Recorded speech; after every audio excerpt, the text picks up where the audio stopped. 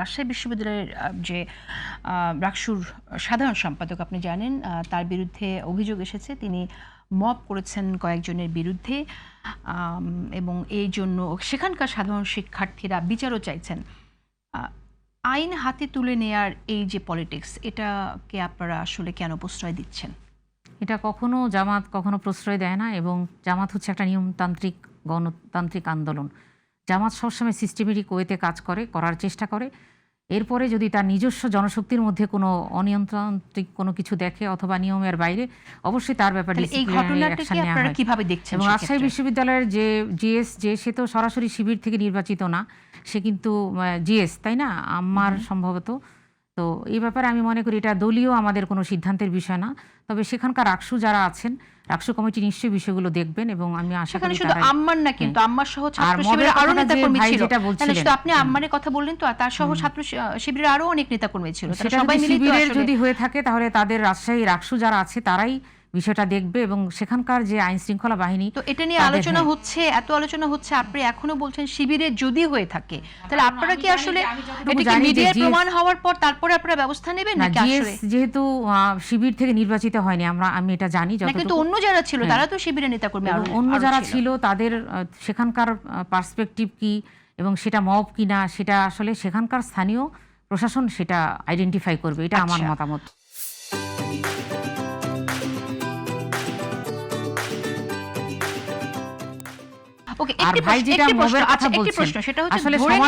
একটু ছোট প্রশ্ন, ধরে নেওয়া যাক যে এই সাধারণ সম্পাদক জিএস তিনি শিবিরের নেতা না বা কর্মী না, তারপরেও কি আপনারা তার বিচার চাইবেন না, নাকি আপনারা এই বিষয়টা আপনাদের কর্মী না বলে আপনারা আসলে দায় না?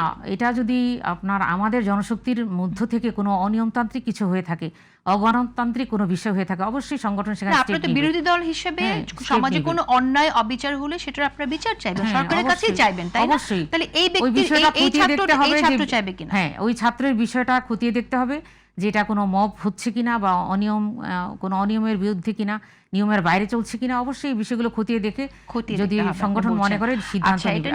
মবের কথা যেটা বলছেন, আসলে শুধুমাত্র মব সংস্কৃতি বলে দায়ী করলেও হবে না এই জেনারেশনকে। আমি একটা জিনিস সেটা নির্দলীয়ভাবে বলছি, নিরপেক্ষভাবে বলছি। মব যেটা একটা সমাজে, মব কালচারটা কখন তৈরি হয়?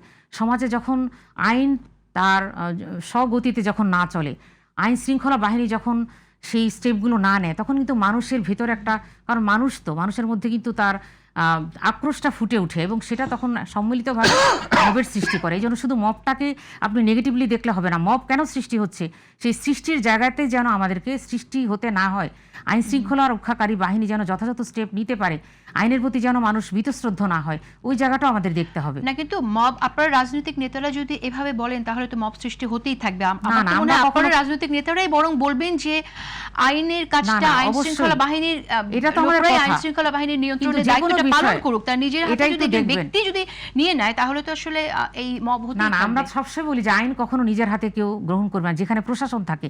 আর প্রশাসন যেন মব সৃষ্টি না হয়, এটা তো আসলে একটা সাময়িক বিষয় না, এটা কিন্তু একটা আমাদের চরিত্রের মধ্যে লেগে যাচ্ছে এই মব কালচারটা, তাই না? এই জিনিসটাকে কিভাবে উৎখাত করতে হবে, এই জন্য যখন আপনি আইনকে যথাযথ গতিতে চলতে দিবেন, এখানে যখন আইনের উপরে কোনো দলীয় রাজনৈতিক কোনো বিধিনিষেধ না আসবে, আইন নিজস্ব গতিতে চলতে পারবে, তখন কিন্তু মানুষ আইনের প্রতি আস্থাশীল হবে, আইন শৃঙ্খলা রক্ষাকারী বাহিনীর প্রতি আস্থাশীল হবে। আস্থাহীনতা কিন্তু এই অবস্থা তৈরি করেছে। বিরোধী দলের জোটের নেতা আপনাদের জামাতের, আপনাদের আমির, তিনি বলেছেন ঘরে ঘরে দুর্গ গড়ে তুলতে হবে। ঠিক এই দুর্গ গড়ে তুলে কি হবে? আইন নিজের হাতে আপনারা তুলবেন না, বুঝলাম, তো এই দুর্গটা কেন? আচ্ছা, দুর্গটা মবের বিষয়টা তো সম্পূর্ণ সেপারেট একটা জিনিস। এটা আমাদের বিরোধী দলীয় এবং আমির জামাত এটা বলতে পারেন এই জন্য, সেটা হচ্ছে যে আমরা দেখেছি অনেক আশা ভরসা, একটা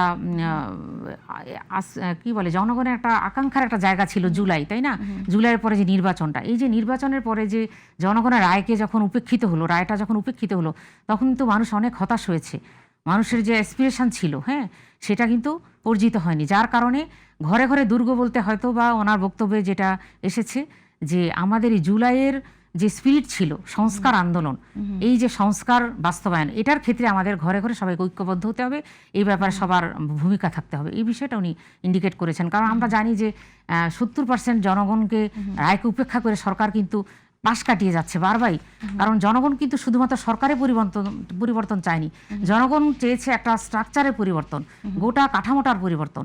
আজকে সংবিধান সংস্কার না করে সংবিধান সংশোধনের দিকে যাচ্ছে বিএনপি। অথচ ভাইয়া যেটা বললেন যে ফেসিজম, আসলে ফেসিজমটা কিভাবে তৈরি হয়? একবারে কিন্তু তৈরি হয় না। ফেসিজম একটু একটু করে কিন্তু বাসা বাঁধে।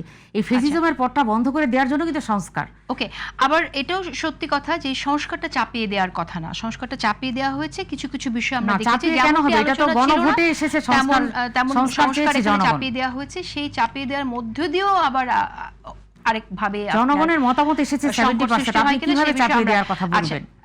না চাপিয়ে দেওয়া হয়েছে কারণ ওই যে লাস্টে যে আপনার কোশ্চেন গুলো দেয়া হলো, 4টি প্রশ্ন যেটা দেয়া হয়েছে, গণভোটটা ছিলই হচ্ছে সংস্কার চাই কি চায় না। আমরা অনেক কথা বলেছি, আসলে ইতিমধ্যে অনেক কথা বলেছি।